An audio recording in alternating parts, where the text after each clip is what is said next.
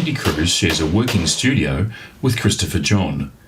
You'll hear background sounds as Christopher works on his own projects while Andy and I have a chat.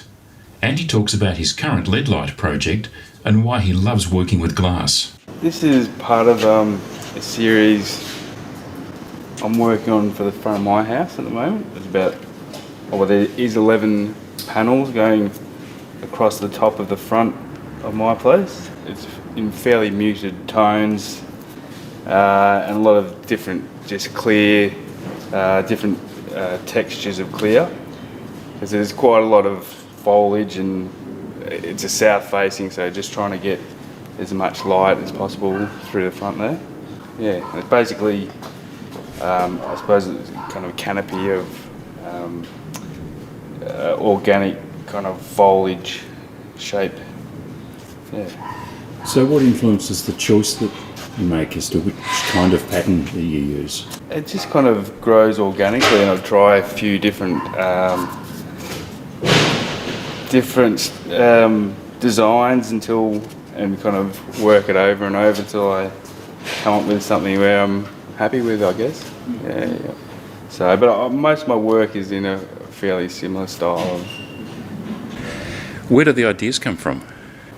I suppose it's like a visual language that's kind of developed over the years, and it normally kind of will start from plant-based or landscapes and different, I suppose, more or less abstracted to depend on where it's going, I guess. Yeah.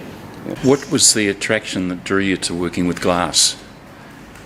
I think the purity and the light and colour, really. I started off painting, and I guess I was always attracted to bold colour and line, and I found, that painting just couldn't quite capture what I was chasing, and glass seemed to be the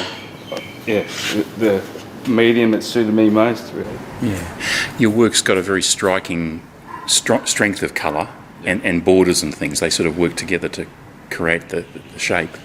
Yeah. And that's quite characteristic, I guess, of your work. I know other people have said about your work that, you can pick one up and you know who it is immediately. It's an Andy Cruz, which is great.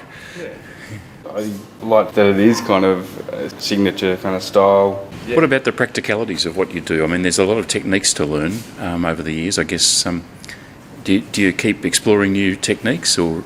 I don't just work in lead lighting. I kind of, I always start off with an image, and then I guess I try to go down to a route that kind of suits where you're going to get the best finish, I suppose. So I do a lot of fusing, painting and fusing onto glass, and what else? Like etching as well. Like I kind of try not to pigeonhole myself too much in kind of one medium. Like kind of open to whatever's going to get the best result, I guess. So I've got myself a new glass saw, so I've been able to create some works lately where I'm able to cut some shapes that I wouldn't normally be able to get out in one piece. But that doesn't make it that easy to lead a lot of these.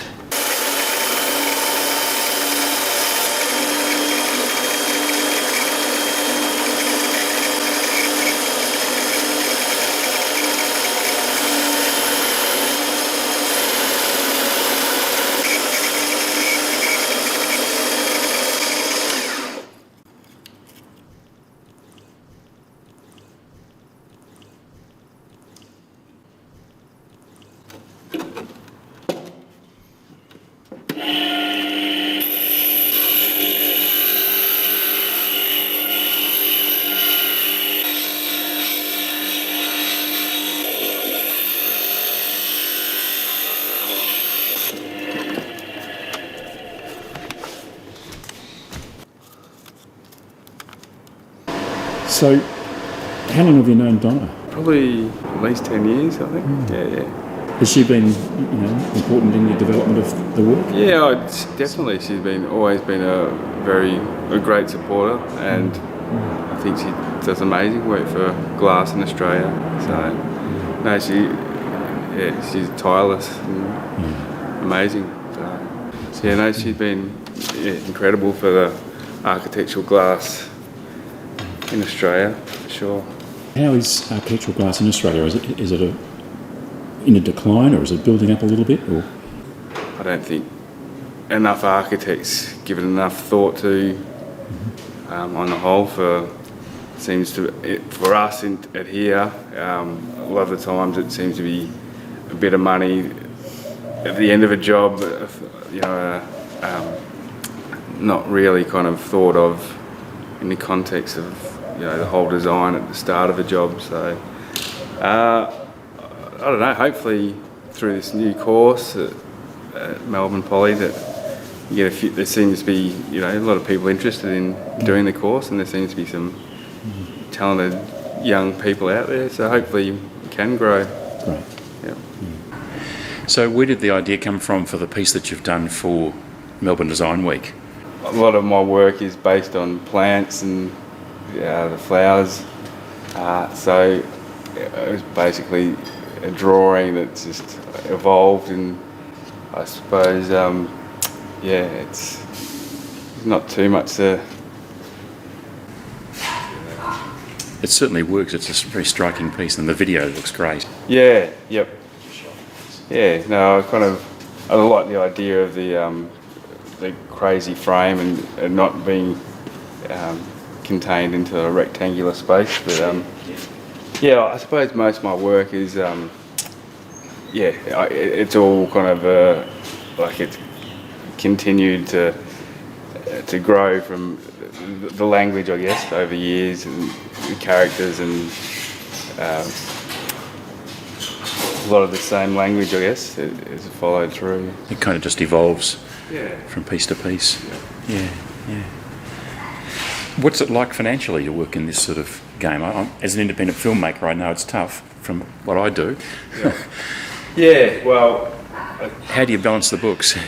I don't think you get into this line of work if you're too concerned about getting rich. It's I think a lot of people can make a decent living, but there's not too many of us, making a hell of a lot. So, but that's it. I think most people who work with glass have a genuine love for it. So, yeah.